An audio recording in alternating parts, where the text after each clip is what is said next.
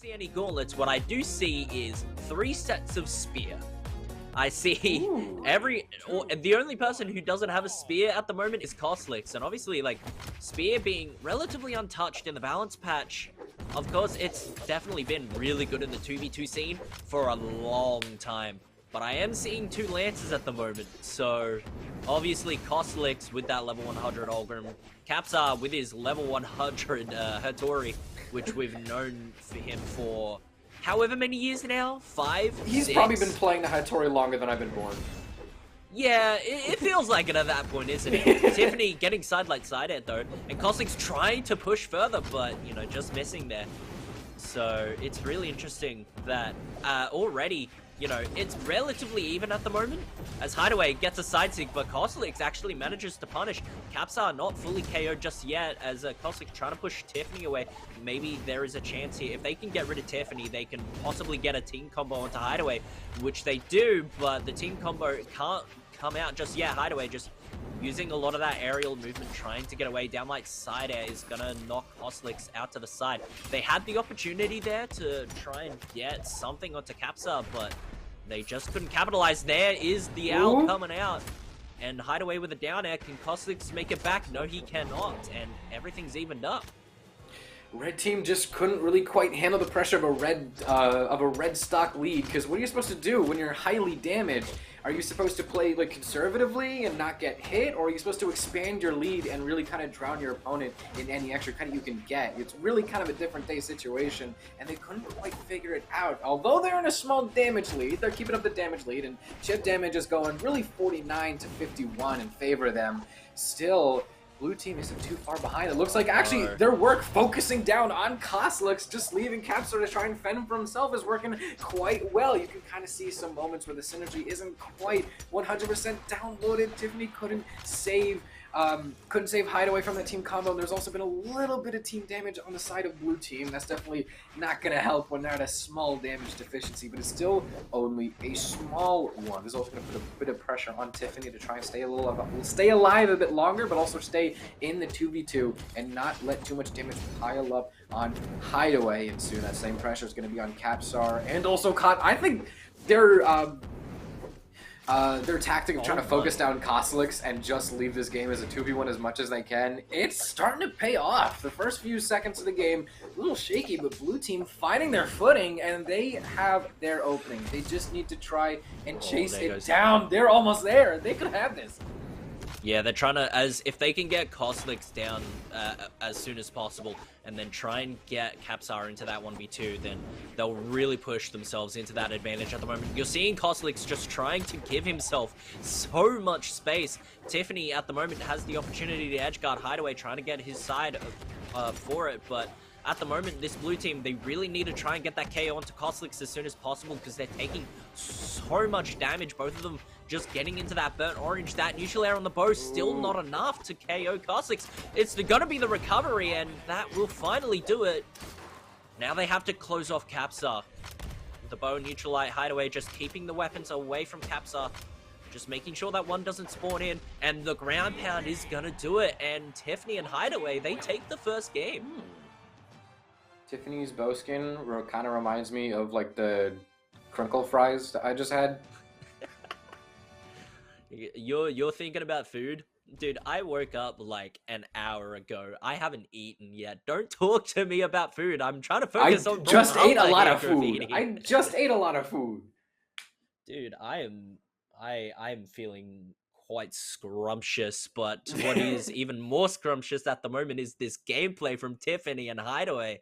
You know, they did really well, especially just putting on a lot of damage onto Cosolix especially, and then just making sure that there was a large enough damage deficit between the 2 red members, so that when Cosolix got KO'd a little bit earlier, that they had the opportunity against Capsar. But it's gonna be interesting. No legend swaps from anyone at the moment. But how should Capsar and Cosolix try and adapt from here? The thing is, a lot of the cards are out on the table. It wasn't too hard to see blue team strategy, like we said. They just kind of focused on Cosolix and then alternate the 2v1. You get Cosolix out, you have a 2v1 Capsar, then you get a 2v1 and Cosolix. You just kind of trade that out after focusing down one of them. Blue team strategy is really just out there right now, and so it's really just gonna have to be how well they're able to adapt to it. They've probably already realized it a mile away, half an hour before we have. But still, you can actually see they are hungry for some of these early KOs, and they are able to get it. We talked about food too much, and the first word that my brain went to was being hungry for something that's not actually food. We probably shouldn't have done that before games. I think every time we cast, we talk about food. I think that's just an us problem. Yeah, I mean, what I'm seeing straight away is that Cosolix and Capsar, they are definitely a lot more focused on keeping that center of stage. You're seeing, like, either at one time they're trying to keep that center of stage. You know, Cosolix might drift out, or Capsar might drift out, and then one of them immediately comes back in. Cosolix does have that lance. It's really good at controlling the space, and then obviously Capsar, with a spear and a sword, you're just really good at being able to just poke damage, reset yourself back into neutral, which you don't find yourself in neutral a lot in 2v2s. Tiffany trying to go for the ground pound, but just ends up getting wakes up the Ensig. Tiffany doesn't have anything. Capsar missing the downlight recovery, and Cosolix tried to follow up, but it just didn't work out. Holding that down sig, you're seeing it yet again. Both of the red team members, they're just holding that center of stage, which they're just trying to push both of these blue team members just out of their comfort zone. Hideaway hitting the recovery after Cosolix getting that true combo on his own teammate at the moment. Try to go for that GCN sig. Look at the damage deficit between Hideaway and Tiffany. Hideaway gets KO'd, and now there's a chance for them to try and get a team combo into Tiffany, but too evasive. They do get the side air though, so they have a chance now against Hideaway. You're gonna see the weapon throw though from Tiffany, but does get KO'd. And now they have that chance against Hideaway. Red team's approach to having the red stock lead worked so much better in their favor compared to last game of Hideaway getting the clash and was about to also get a very early stock on Cosolix. That clash, that would have resulted in a 1v1 grand total against Cosolix. Is always going to be difficult, but it's still going to be much more favorable as opposed to a 2v1 with Cosolix and his friend trying to gang up on you. But still, red team's approach to the to the middle part of the game was looking so much better. If Hideaway is able to get a very quick KO on Capsar, a dare is going to make it difficult for him to recover, but a Sarah is going to get a Sarah from Cosolix is going to get Hideaway to back off, and another Sarah to close out the game. 1-1, and now the ball is back in blue team's court. They were able to take the first game, but red team always kind of knew, all right, we knew how we were able to win. Let's reverse that. And then now let's have to see what else they're brewing. There's got to be more surprises in their sleeves, right? You would imagine there would be. But what's interesting now is Hideaway's just thrown away the Orion, and now he's on Zariel? Excuse me. I mean, we've seen plenty of, like, Zariel, especially in 2v2s, has had a big resurgence. Everyone kind of thought that Zariel was like, haha, gold legend, funny spam. But no, his signatures are really good, it turns out. And he was used, especially in BCX, by Fozy. And obviously, I'm going to be a bit biased here, but in Australia, we have a player called Spotty. In 2v2s, Zariel is one of her favorite picks. So, I'm interested to see if Hideaway will actually try and use a lot of those signatures to his advantage.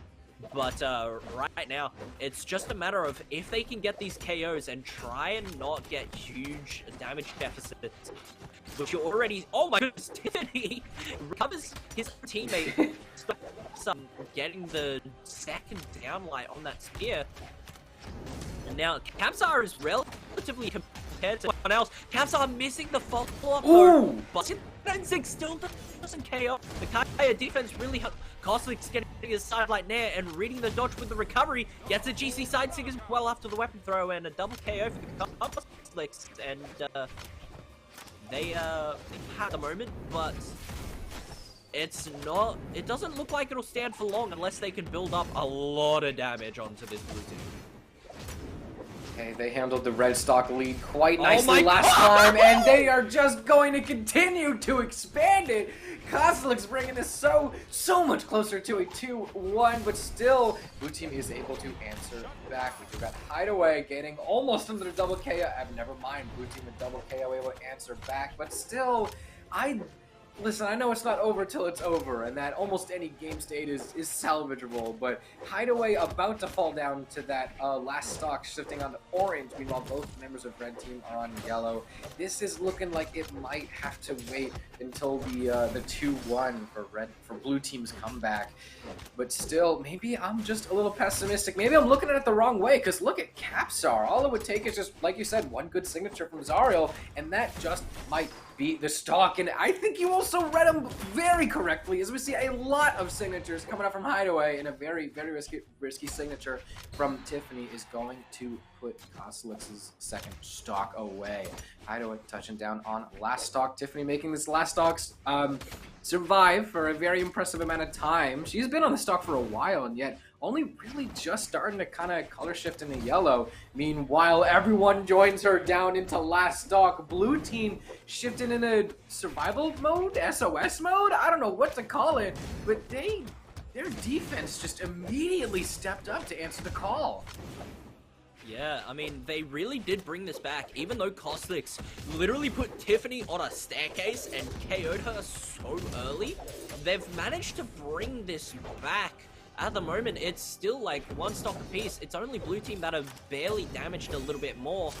And T1ff4ny trying to go for that side stick. Cosolix is going to get a read though. Capsar downlight recovery off the top. Downlight side out. Cosolix misses the follow-up. That would have for sure gotten the KO. T1ff4ny still has a chance here, albeit a small one. And Cosolix, sidelight nair, missing another read again, but Capsar's there to follow up, and it's 2-1. Red team taking 2 games in a row, and now T1ff4ny and Hideaway, they're on the back foot. Although it is 2-1, I would still say there is a considerable amount of hope for blue team. They did take the first game, which means that these 2 games that red team won, they weren't right out of the gate. They were in response. That was red team realizing, wait, this won't be free. We actually have to really step up and try and find a counter.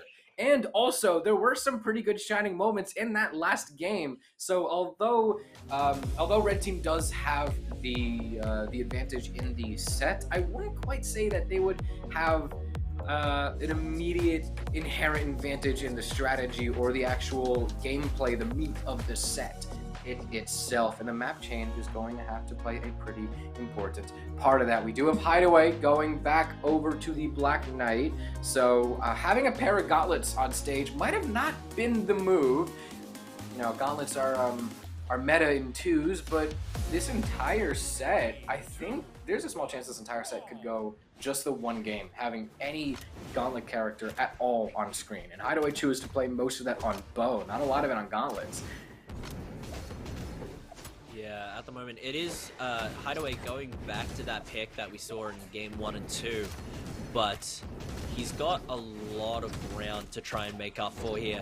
At the moment, T1ff4ny and Cosolix both more damaged than their combatants, and it's just a matter of if they can find, you know, just controlling a lot of that space. T1ff4ny getting the bow out, but Capsar is going to be the one to get that KO first.